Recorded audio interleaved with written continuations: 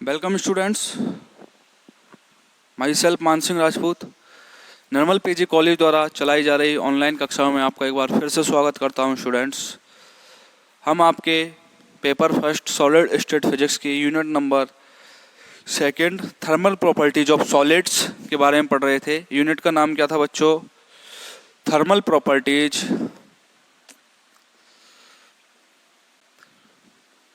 Of solids. तो इससे पिछले लेक्चर में हमने पढ़ा था डीवाई मॉडल। डीवाई ने क्या मॉडल दिया था, क्या क्या परिकल्पनाएं मानी थी। तो हमको सतत माध्यम में कंपन विधाओं की संख्या या फिर प्रसामान्य विधाओं की संख्या क्या प्राप्त हुई जब हमने ओमेगा से ओमेगा प्लस डी ओमेगा आवृत्ति परास के मध्य कंपन विधाओं की संख्या या मैं बोलूं प्रसामान्य विधाओं की संख्या ज्ञात की। तो देखो बच्चों क्या प्राप्त हुई, Z omega D omega equal to कितनी प्राप्त हुई, Z omega D omega equal to B over 2 pi square 2 over B T का Q plus 1 over B L Q D omega के बराबर। ये क्या प्राप्त हुई आपको? Frequency range omega to omega plus D omega, number of vibration in continuous medium, या फिर बोल सकते हो आप सतत माध्यम में कंपन विधाओं की संख्या। कौन सी फ्रीक्वेंसी रेंज में? ओमेगा से ओमेगा प्लस डी ओमेगा में कितनी प्राप्त हुई बच्चों? V over 2 pi square 2 over B T cube plus 1 over B L Q D omega. जहां पर आपका बी टी क्या होता था बच्चों? बी टी क्या होता था? अनुप्रस्थ तरंगों का वेग क्या होता था? अनुप्रस्थ तरंगों का वेग बी एल, अनुदैर्घ्य तरंगों का वेग क्या होता था? बी एल अनुदैर्घ्य तरंगों का वेग। अब इसके आगे जैसा कि मैंने इससे पिछले लेक्चर में बताया था कि हम डिवाइस सन्निकटन के बारे में पढ़ेंगे कि डिवाई अप्रोक्सीमेशन होता क्या है। तो बच्चों आज का हेडिंग है आपका डिवाई सन्निकटन, डिवाई अप्रोक्सीमेशन। तो देखना, आप जानते ही हो कंपन विधाओं में या सतत माध्यम में कंपन विधाओं की संख्या किससे रिप्रेजेंट की जाती है? जेड ओमेगा डी ओमेगा से। तो देखो डिवाई सन्निकटन में डिवाई ने क्या माना था? डिवाई ने क्या कहा था कि यदि ठोस में संचरित प्रत्यास्थ तरंगे जो हैं, और प्रत्यास्थ तरंगे कौन कौन से रूप में संचरित हो रही हैं, कौन कौन से प्रकार हैं प्रत्यास्थ तरंगों के? अनुप्रस्थ तरंग और अनुदैर्घ्य तरंगों के रूप में। कौन कौन सी तरंग बच्चों? अनुप्रस्थ तरंग और अनुदैर्घ्य तरंगों के रूप में। तो डिवाई ने बोला यदि ठोस में संचरित प्रत्यास्थ तरंगे इनके अंतरा आणविक या बोल सकते हो अंतरा परमाणुक दूरी की तुलना में बहुत अधिक हो, तो अर्थात जो तरंगे संचरित हो रही हैं ठोस में उनकी जो तरंग दैर्घ्य है वो अंतरा परमाणुक दूरी की तुलना में बहुत अधिक हो, तो जो तरंगे संचरित हो रही हैं उस माध्यम को कैसा मान सकते हैं हम? सतत माध्यम, कंटिन्यूअस माध्यम। की जो वेव्स है, जो तरंगे हैं उस माध्यम में संचरित होंगी वो क्या होंगी? लगातार रूप से। कब? जब उसकी तरंग दैर्घ्य उसके अंतरा परमाणुक दूरी की तुलना में बहुत अधिक हो। तो देखो बच्चों डिवाई के अनुसार, डिवाई के अनुसार ठोस में, डिवाई के अनुसार ठोस में संचरित प्रत्यास्थ तरंगों का, ठोस में संचरित प्रत्यास्थ तरंगों का, संचरित प्रत्यास्थ तरंगों का तरंग दैर्घ्य, प्रत्यास्थ तरंगों का तरंग दैर्घ्य, इसके अंतरा परमाणुक जो एटम्स जुड़े हैं ठोस में लगातार, जैसे ठोस है जो ये एटम्स हैं ठोस में, तो इसकी जो 2 परमाणुओं की दूरी से यदि ज्यादा है किसका? जो तरंग संचरित हो रही है प्रत्यास्थ तरंग। प्रत्यास्थ तरंगों का तरंगदैर्घ्य यदि इसके अंतरापरमाणुक दूरी, यदि इसके अंतरापरमाणुक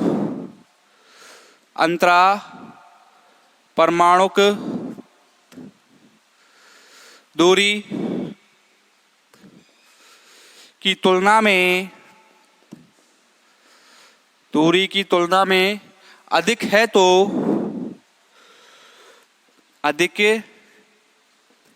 तो क्या जो लैम्बडा है, लैम्बडा क्या है, जो तरंग संचरित हो रही है ठोस में, और कौन सी तरंग है वो, इलास्टिक वेव, प्रत्यास्थ तरंग। और प्रत्यास्थ तरंगों में कौन कौन से रूप हैं, अनुदैर्घ्य तरंग और अनुप्रस्थ तरंग।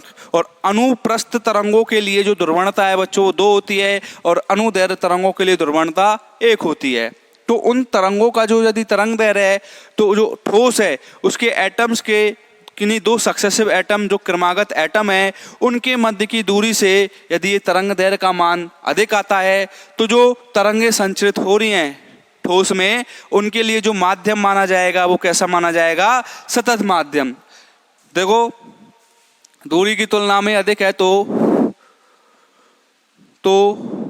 ठोस में संचरित तरंगों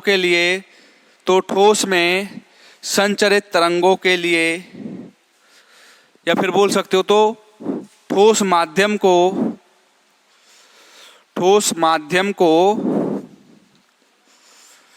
सतत माध्यम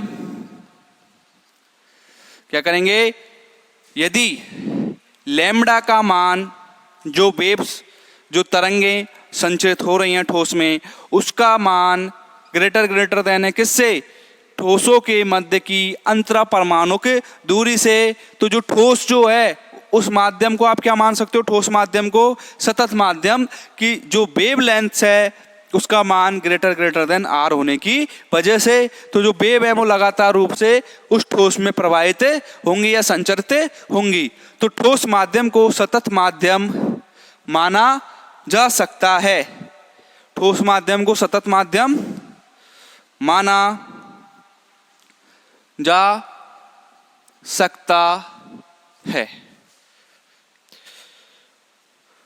क्या मान सकते हैं ठोस माध्यम को फिर सतत माध्यम, कब, जब ठोस में जो तरंगें संचरित हो रही हैं उनका तरंगदैर्घ्य लैम्बडा किन्हीं 2 एटम्स की दूरी, जिसको बोलते हो आप अंतरापरमाणुक दूरी, की तुलना में अधिक है।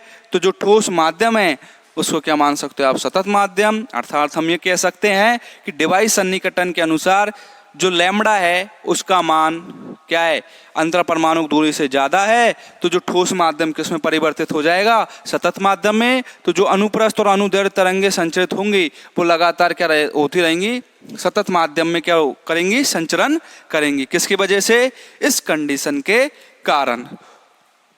अब जैसा कि हम जानते हैं कोई भी ठोस एटम लेते हैं, जैसे हमने ड्यूलोंग पेटेट लॉ में पढ़ा था, यदि ठोसों में कुल परमाणु की संख्या मैं कैपिटल एन से रिप्रेजेंट करूं, किससे, कैपिटल एन से, तो किससे रिप्रेजेंट कर रहे हैं, कैपिटल एन से, तो क्या होगा, संभावित प्रसामान्य कंपन विधाओं की संख्या क्या हो जाएगी, 3। किसी भी एक सॉलिड के करस्पॉन्डिंग 3 डिग्री ऑफ फ्रीडम होते हैं। तो यदि ठोसों की संख्या कैपिटल एन है तो संभावित प्रसामान्य कंपन विधाओं की संख्या किसके बराबर होगी बच्चों, 3n के बराबर। यहाँ 3 क्या है, प्रत्येक एक सॉलिड एटम्स के करस्पॉन्डिंग डिग्री ऑफ फ्रीडम, क्या है, स्वतंत्रता की कोटि। तो देखो बच्चों, यदि ठोस में परमाणुओं की संख्या, यदि ठोस में परमाणुओं की संख्या, परमाणुओं की संख्या कैपिटल एन है तो संभावित या पॉसिबल, तो क्या होगा, संभावित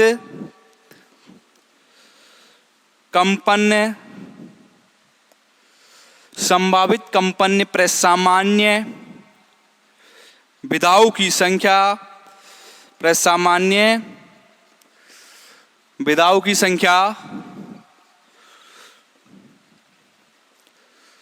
3n के बराबर होती है। 3n के बराबर होती है। किसके बराबर होगी? संभावित प्रसामान्य कंपन विधाओं की संख्या 3n के बराबर। इन प्रसामान्य कंपनों की आवृत्ति, जो भी आप प्रसामान्य कंपन विधाओं की आवृत्ति मान रहे हो, वो कहां से कहां तक चेंज होगी बच्चों? 0 से और अंतक आवृत्ति, जिसे बोलते हो डिवाई आवृत्ति, उनके चेंज होने का क्राइटेरिया क्या होगा? लोएस्ट से लेकर हाईएस्ट, 0 से ओमेगा डी के मध्य कोई भी वैल्यू हो सकती है कंपन विधाओं की, जो आप नॉर्मल मोड्स ऑफ वाइब्रेशन माने हो उनकी। जैसा कि हमने इससे पिछले लेक्चर में जब डिवाई ने परिकल्पना दी थी, तो परिकल्पना नंबर 4 थी कि जो डिवाई फ्रिक्वेंसी होती है, या फिर बोलते हैं हम कोई भी फ्रिक्वेंसी है, नॉर्मल मोड्स ऑफ वाइब्रेशन, प्रसामान्य कंपन की विधा, जिससे क्या हो रहे हैं? ठोसों में कंपन हो रहे हैं। तो वो प्रसामान्य कंपन विधा की आवृत्ति कहां से कहां तक चेंज हो सकती है? 0 से और अंतक आवृत्ति, जिसे हम बोलते हैं डिवाई आवृत्ति ओमेगा डी। तो 0 से और ओमेगा डी के मध्य इसका कोई भी मान पॉसिबल है। किसका? कोई भी प्रसामान्य विधा का, जिसका हम चेंज देखेंगे। तो क्या कह सकते हैं? अतः प्रसामान्य विधाओं की कंपनों की आवृत्ति, अतः प्रसामान्य विधाओं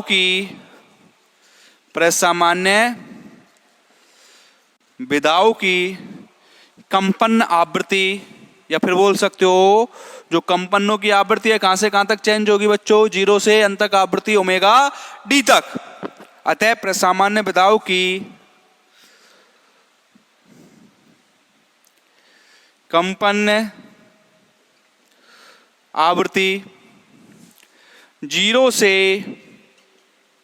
ओमेगा डी, जिसे बोलते हो आप अंतक आवृत्ति या फिर डिवाई आवृत्ति, 0 से ओमेगा डी के मध्य या 0 से ओमेगा डी तक परिवर्तित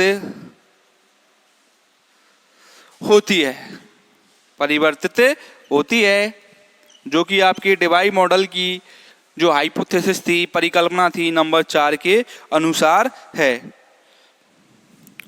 तो क्या बोल सकते हो आप? जैसे आपने इससे पिछले लेक्चर में क्या निकाला था? सतत माध्यम में कंपन विधाओं की संख्या, और वो किसके बराबर आई थी बच्चों? जेड ओमेगा डी ओमेगा के बराबर। सतत माध्यम में कंपन विधाओं की संख्या किसके बराबर आई थी? जेड ओमेगा डी ओमेगा के बराबर।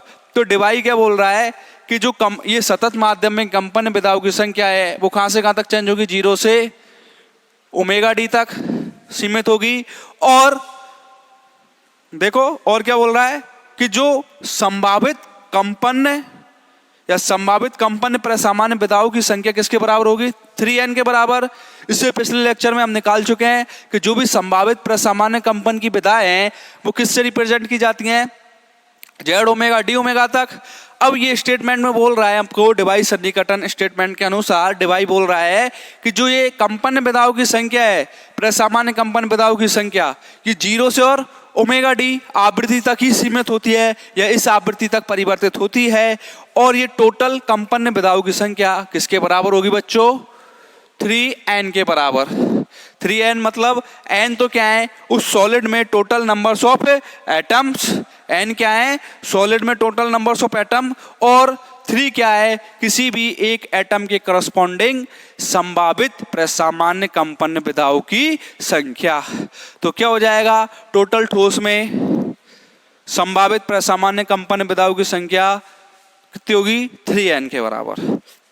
और जो डिवाई अप्रोक्सीमेशन का मेन स्टेटमेंट होगा बच्चों, वो क्या होगा? ये इसको दे दो आप इक्वेशन नंबर 1 कि 0 से इंटीग्रेशन 0 से WD, जो क्या है आपकी डिवाई आवृत्ति, Z omega D omega equal to 3n के बराबर। और जेड ओमेगा डी ओमेगा आपने इससे पिछले लेक्चर में निकाला है, omega by omega plus D omega आवृत्ति परास के मध्य जो कंपन विधाओं की संख्या प्राप्त होती है, वो आपको क्या प्राप्त हुई। तो देखो चूंकि हम जानते हैं जीरो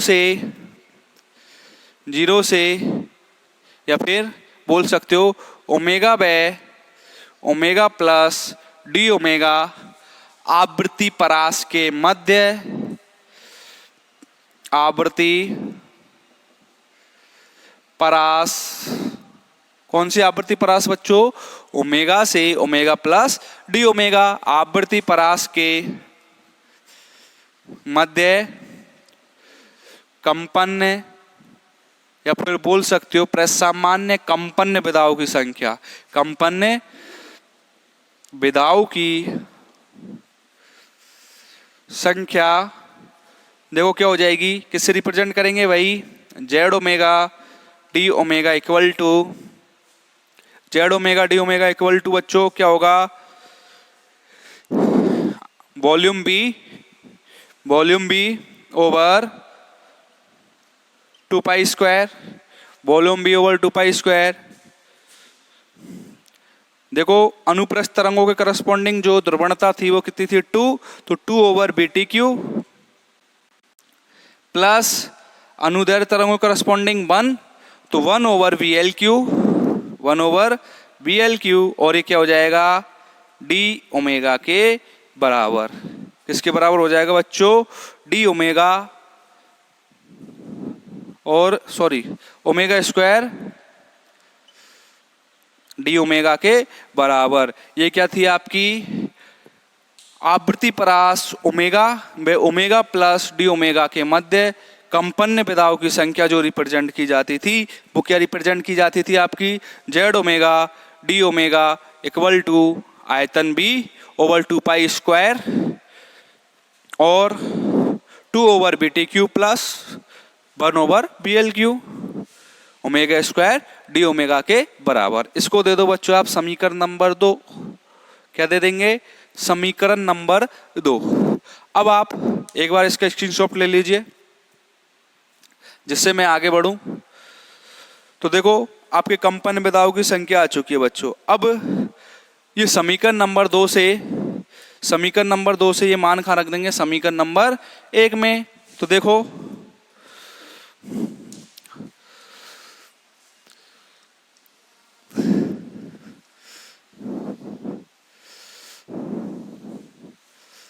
समीकरण 2 से मान समीकरण 1 में रखने पर, समीकरण 2 से मान समीकरण 1 में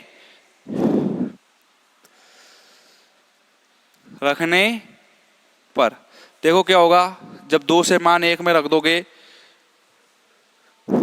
इंटीग्रेशन 0 से ओमेगा डी, इंटीग्रेशन 0 से omega D, Z omega D omega का मान देखो समीकरण नंबर 2 से क्या है बच्चों, V over 2 pi square, V over 2 pi square 2 over B T cube, 2 over B T cube plus 1 over P L cube omega square D omega, omega square D omega equal to 3n के बराबर, किसके बराबर हो जाएगा, omega square D omega equal to 3n के बराबर। अब क्या करो बच्चों, जो भी क्वांटिटी बाहर हो रही है उनको बाहर कर लो। तो देखो क्या हो जाएगा आपका,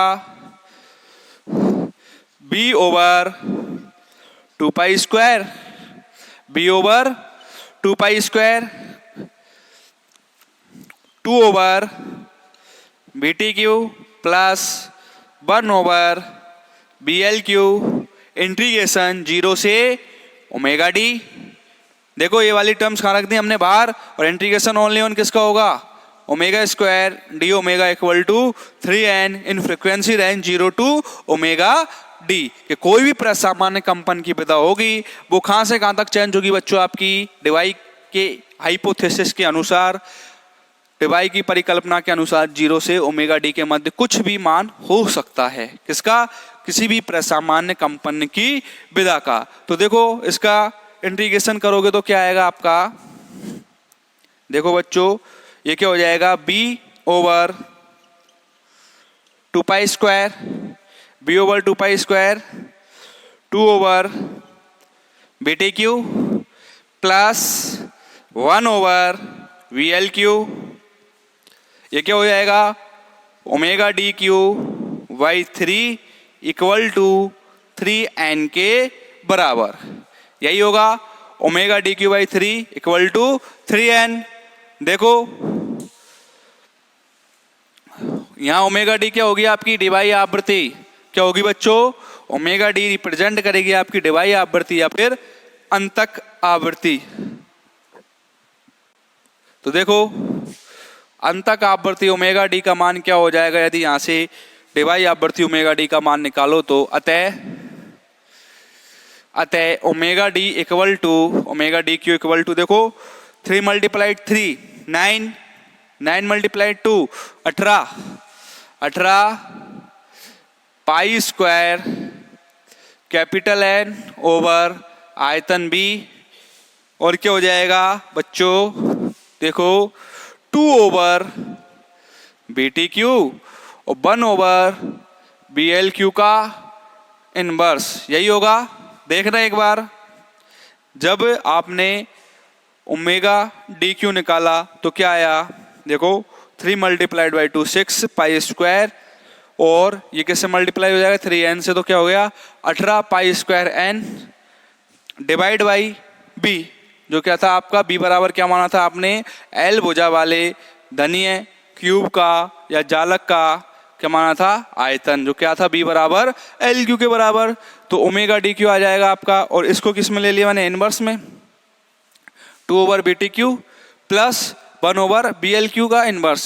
अब ओमेगा डी क्या हो जाएगा, देखो बच्चों omega D equal to 18 pi square N over V की पावर 1/3, यही होगा की पावर 1/3, और इसका क्या हो जाएगा 2 ओवर बी टी क्यू और 1 ओवर बी एल क्यू का इनवर्स। ये क्या आ जाएगी आपकी डिवाई आवृत्ति, क्या कहलाएगी बच्चों, यह डिवाई अंतक आवृत्ति का समीकरण आपका कहलाएगा। क्या कहलाएगा, डिवाई अंतक आवृत्ति का समीकरण। इसको दे दो आप समीकरण नंबर 3। अतः समीकरण 3 डिवाई अंतक आवृत्ति का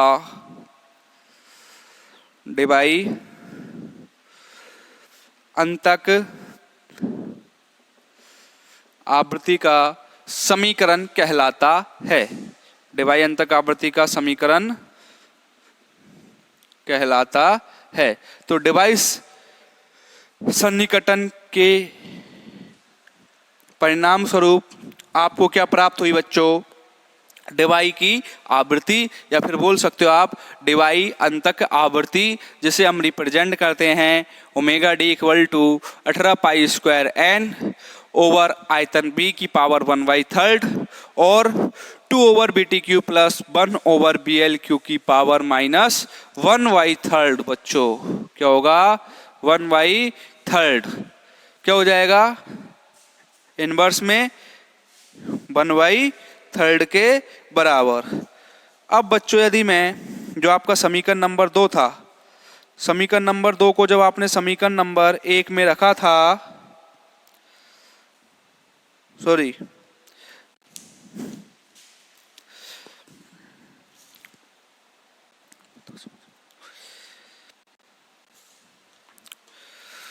देखो स्क्रीनशॉट ले लीजिए एक बार, पहले तो इसका इरेज कर रहा हूं मैं। देखो आपका समीकरण नंबर 2 क्या था बच्चों, ये तो आपको क्या प्राप्त हो गई, डिवाई अंतक आवृत्ति, डिवाई आवृत्ति अंतक आवृत्ति। अब देखो हम जानते हैं समीकरण नंबर 2 से, हम जानते हैं समीकरण 2 से क्या था आपका समीकरण नंबर 2 बच्चों, देखना एक बार समीकरण number 2 omega D equal to, sorry हाँ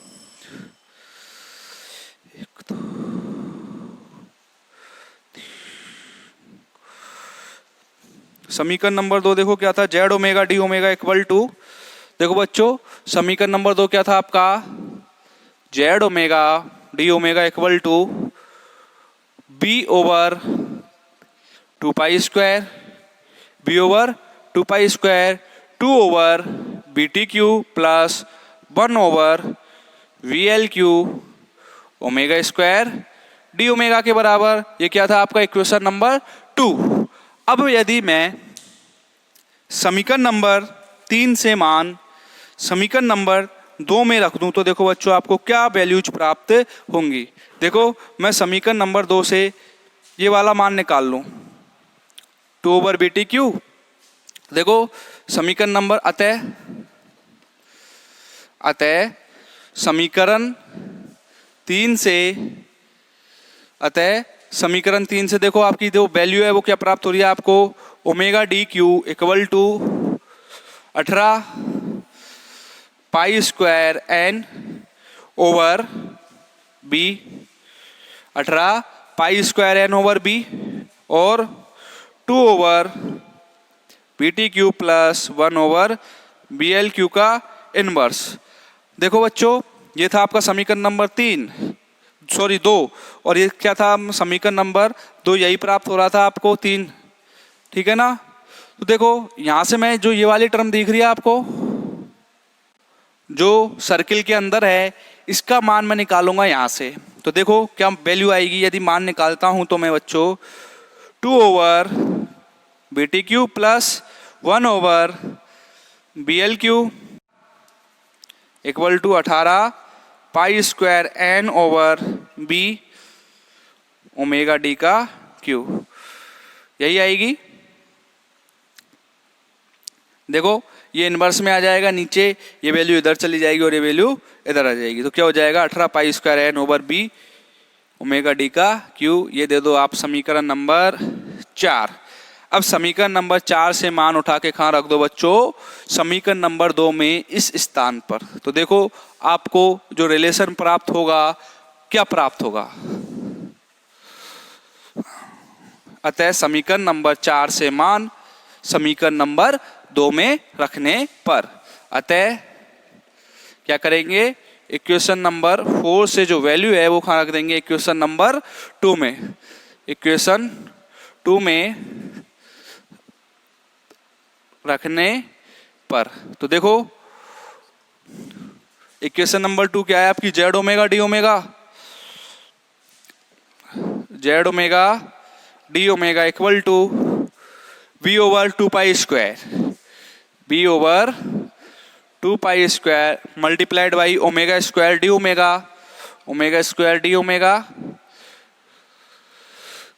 ओमेगा स्क्वायर डी ओमेगा। अब ये वैल्यू रख दो, इसकी वैल्यू क्या है देखो बच्चों 18 पाई स्क्वायर एन क्या है 18 पाई स्क्वायर एन ओवर आयतन बी और डिवाई आवृत्ति ओमेगा टी का ओमेगा डी का क्यू। ये वैल्यू आ गई आपकी कब, जब मैंने 2 ओवर बी टी क्यू और 1 ओवर बी एल क्यू का मान जो आपकी डिवाई आवृत्ति प्राप्त हुई थी वहां से कंपनसेट करके रख दिया। तो देखो जो वैल्यूज कट रही हैं उनको काट दो, बी से बी कैंसिल आउट और पाई स्क्वायर से पाई स्क्वायर कैंसिल आउट, 2 से ये 9 टाइम्स। तो देखो जो वैल्यू आएगी आपकी जेड ओमेगा डी ओमेगा की क्या आ जाएगी बच्चों, जेड ओमेगा डी ओमेगा ये क्या है omega omega plus D omega आवृत्ति परास के मध्य कंपन विधाओं की संख्या है।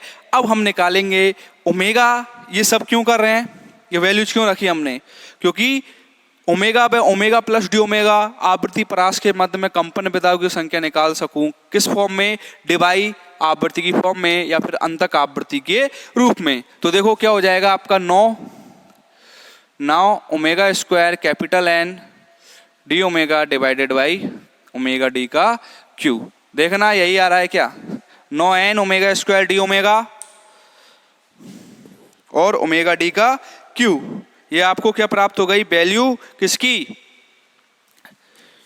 ओमेगा व ओमेगा प्लस डी ओमेगा आवृत्ति परास के मध्य कंपन विधाओं की संख्या इन द फॉर्म ऑफ अंतक आवृत्ति या फिर कट ऑफ फ्रीक्वेंसी या फिर डिवाई फ्रीक्वेंसी। इसको बच्चों बोल दो आप इक्वेशन नंबर 5।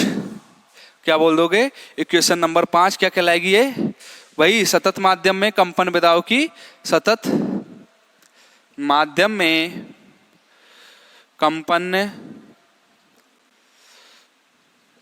विधाओं की संख्या कहलाएगी in the form of omega D, in the form of omega D के तुल्य। तो देखो, यदि मैं डिवाइस सन्निकटन लेते हुए विधा घनत्व जिसको रिप्रेजेंट कर रहा हूँ जेड ओमेगा से और ओमेगा के मध्य यदि ग्राफ खींचूं तो देखो क्या आएगा। क्या करूँगा? सतत माध्यम में सतत डिवाइस सन्निकटन के अनुसार कंपन विधा जेड ओमेगा और आवृत्ति ओमेगा के मध्य यदि क्या दूं, ग्राफिकल रिप्रेजेंटेशन दूं तो क्या आएगा? देखो,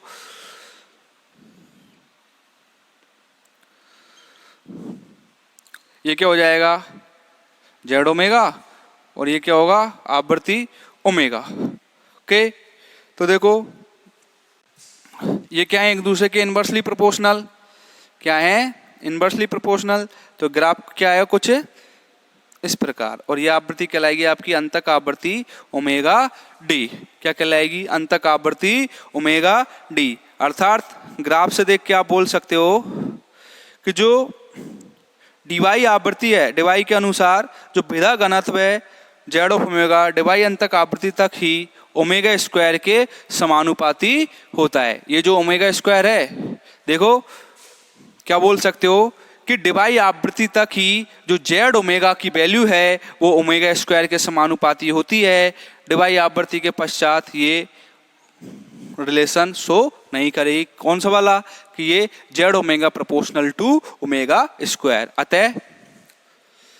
अतः डिवाई आवृत्ति तक ही, डिवाई आवृत्ति, जो डिवाई आवृत्ति क्या है बच्चों? Omega D.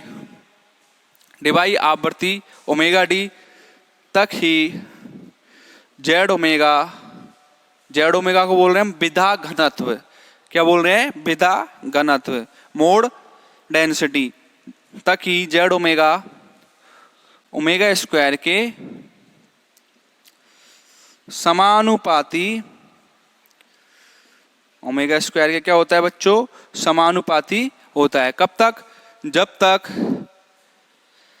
कब तक डिवाई आवृत्ति तक ही जो आपका जेड ओमेगा है वो आपकी अंतक आवृत्ति ओमेगा स्क्वायर के समानुपाती होता है। और ये ग्राफ क्या रिप्रेजेंट कर रहा है? डिवाई के अनुसार ये ग्राफ क्या रिप्रेजेंट कर रहा है? जेड ओमेगा का क्या रिप्रेजेंट कर रहा है बच्चों? जेड ओमेगा का ओमेगा के साथ परिवर्तन। जेड ओमेगा का ओमेगा के साथ परिवर्तन।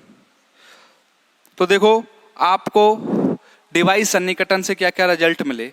एक तो कि जीरो से और ओमेगा डी आवृत्ति परास के मध्य जो कंपन विधाओं की संख्या है वो किसके बराबर होगी? 3n के बराबर। उससे आपको रिजल्ट मिला बच्चों ओमेगा डी। ओमेगा डी क्या कहलाई? आपकी अंतक आवृत्ति या फिर डिवाई आवृत्ति। और उसकी वैल्यू क्या प्राप्त हुई आपको? ये वाली देख रहे हो, ये घात इधर चली जाएगी 1/3। फिर वापस से हमने क्वेश्चन नंबर 2 या फिर बोल सकते हो सतत माध्यम में कंपन विधाओं की संख्या का फॉर्मूला क्या था? Z omega D omega. यहाँ से हम इस फॉर्मूले को किस फॉर्म में लाना चाहते थे? डिवाई आवृत्ति के रूप में। कुछ ना कुछ इनमें जो कंपन विधा की संख्या और डिवाई आवृत्ति में क्या करना चाहते थे? कुछ रिलेशन स्थापित करना चाहते थे। तो हमने ये वाली वैल्यूज उठा के यहाँ से कंपन सेट करके यहाँ पे पुट की तो आपको वैल्यू क्या प्राप्त हुई?